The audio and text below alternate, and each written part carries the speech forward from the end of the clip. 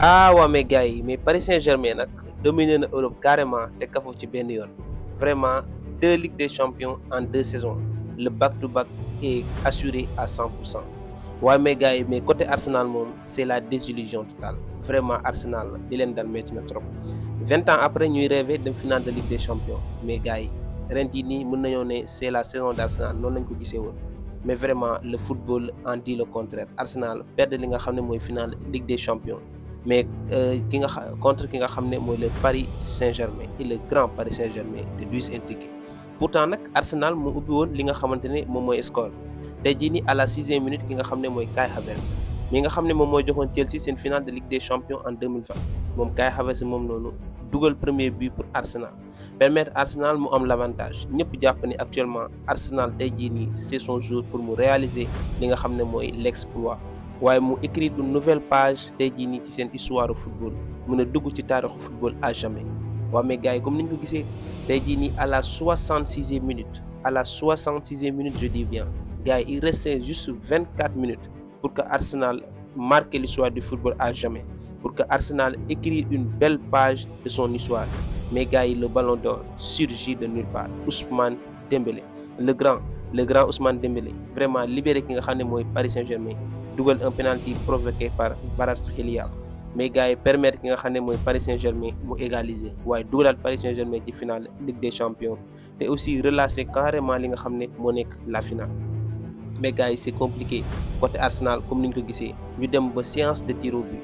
vraiment c'est là que tout s'effondre c'est là que le rêve de tout un peuple a brisé le rêve de tous les Gunners a brisé après 20 ans d'attente après 20 ans d'espoir après 20 ans de travail après 20 ans de sacrifice mais les gars mais grâce à un homme bi nga xam ne tey jii nii mën nañ ne c'est le meilleur côté ki nga xam ne mooy Arsenal muy Gabriel Magalhaes bi nga xam ne vraiment il a fait un excellent match il a délivré une belle prestation ci rencontre bi mais vraiment c'est ça le football et c'est injuste mu raté li nga xam ne mooy tiro bi permettre tey jii nii Paris Saint-Germain jël sa 2e Ligue des Champions waaye aussi mu raté tiro bi nga xam ne moom moo xañ ki nga xam ne mooy Arsenal rêve bi nga xam ne amoon na ko pendant 20 ans te suñu la nee 20 ans bul jàpp ne Arsenal dafa jëloon Ligue des Champions non en 2006 Arsenal dafa demoon finale de Ligue des Champions mooy jamono ñoom Thierry Henry mais finalement dañ ko perdre contre ki nga xam ne mooy le grand FC Barcelone bi nga xam ne moo leen ko xañoon mais gars yi 20 ans après Arsenal musul jege finale de Ligue des Champions xam ngeen Arsenal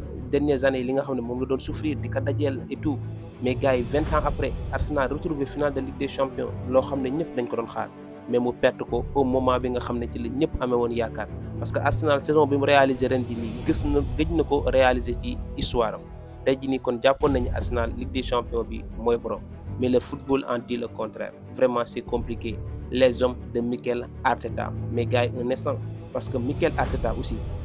quoi qu'on puisse dire vraiment il mérite les éloges du monde bien vrai que ne Arsenal perd na Ligue des Champions et tout mais tey jii nii Arsenal bu retrouver waatee le sommet du football c'est grâce à lui Mikel Arteta mu ñëw ci Arsenal à une période boo xam ne c'était compliqué vraiment mu andi Arsenal révolutionner Arsenal tey jii nii yóbbuwaat Arsenal mayaat leen espoir dugalaat leen ci histoire football ba Arsenal jëlaat li nga xam ne mooy Premier League mais gars yi encore une fois ak lu mënti xew ki nga xam ne mooy Mikel Arteta il mérite les éloges du monde et aussi Arsenal n'a pas démérité parce qu'ils ont fait un beau parcours jusque-là vraiment ils nous ont montré une autre facette du football mooy l'agressivité tey jii nii le jeu défensif li nga xam ne tey jii nii mooy l'efficacité défensive parce que gis nañ ni tey jii nii Paris Saint-Germain bu nekkul woon penalty bu mu am match bi mënoon na jeex ci 1-0 mais c'est la qualité technique des Parisiens qui a fait la différence en tout cas ki nga xam ne mooy Arsenal vraiment ils n'ont pas démérité mais le Paris Saint-Germain encore une fois vraiment ils ont mérité leur finale gis nañ seen parcours ba fi nga xam ne yegg si nañ ko parce que éliminé nañ ki nga xam ne moo nekkoon le favori mooy le Bayern Munich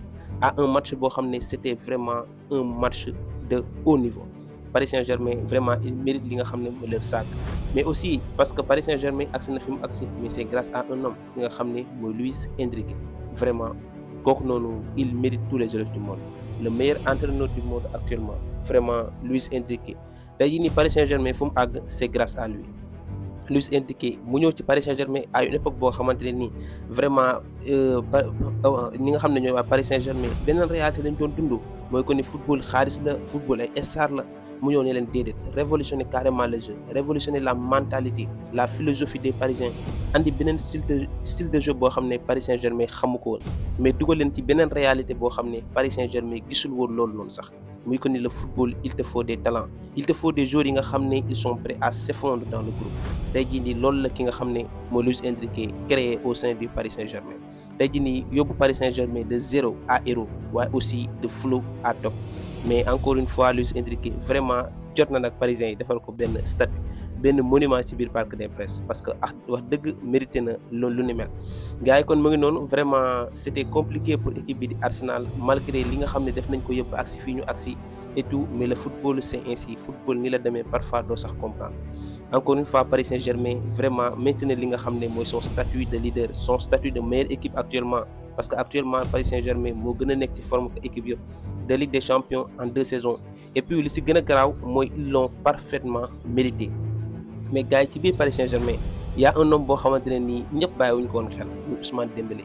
mais gars faut le dire, Ousmane Dembélé moo nekkoon joueur bi fi wayee di woon ay temps ci ginnaaw, ay blessure fii nii, joueur ba nga xam ne da doon def fii nii, mais actuellement vraiment Luis Enrique daf ko transformé. te aussi commencé wul ci Luis Enrique, mais ci Xavi Hernandez, jamono bi Xavi ñëwee Barça ci lañ gis beneen facette Ousmane Dembélé ba actuellement mu atteindre le sommet, jël na Ballon d'Or, jël na Coupe du Monde, jël na 2 Ligues des Champions. te gars yi xam ngeen ni France dem na Coupe du Monde, France favori la à la Coupe du Monde. imaginez bu France jëlee Coupe du Monde, Ousmane Dembélé ban statut la nar a am ci football actuellement. mais les gars kon Ballon d'Or bi da koy jëlaat, mu nekk 2e Ballon d'Or, 2e Coupe du Monde, 2 Ligues des Champions. mais les gars loolu noonu amul joueur bu ko réaliser ci histoire du football. actuellement vraiment c'est